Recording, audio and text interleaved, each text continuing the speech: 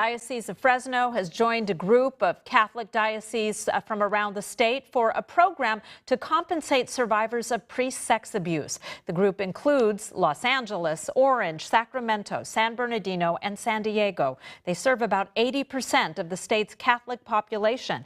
KC24's Alexa Bertola joining us in the studio. And Alexa, who's eligible to file a claim? Well, this 9-page document outlines all the details of the program. Anyone who has been sexually abused by a priest as a minor, no matter when it happened, can file a claim.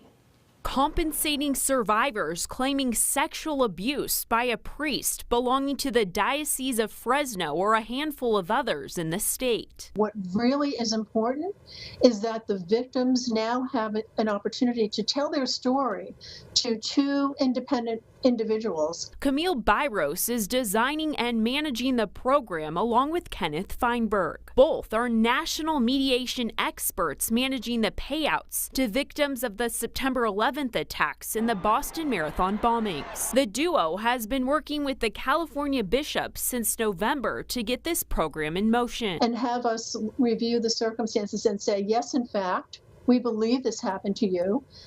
We believe you were abused as a child. Victim survivors do not need a lawyer to participate. The program runs completely independent from the diocese. Any records or paper trail are reviewed for each claim. And then we make a determination on eligibility and the amount of the offer. In October of 2016, Byros and Feinberg implemented the first program.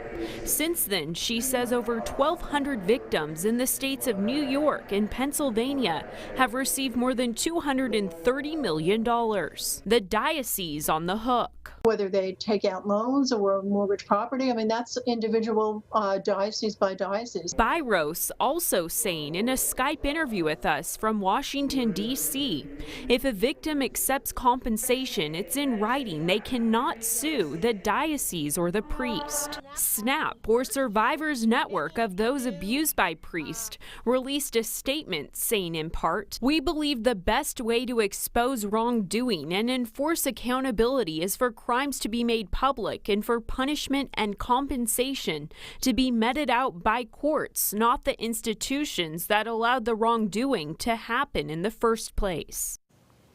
And the process is underway to collect victims' information here in Fresno and elsewhere. The program is set to launch in September. Live in studio, I'm Alexa Bertola for KC24, local news that matters.